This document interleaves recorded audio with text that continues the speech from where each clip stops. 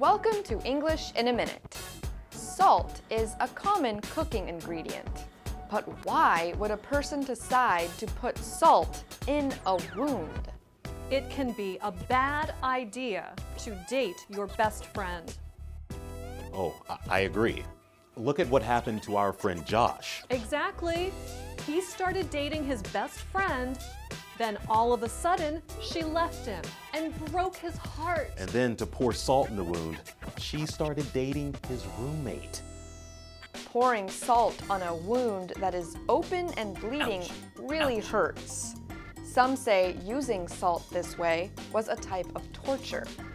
But when used in conversation, to pour salt on the wound means to make something that is already difficult or painful even harder for someone.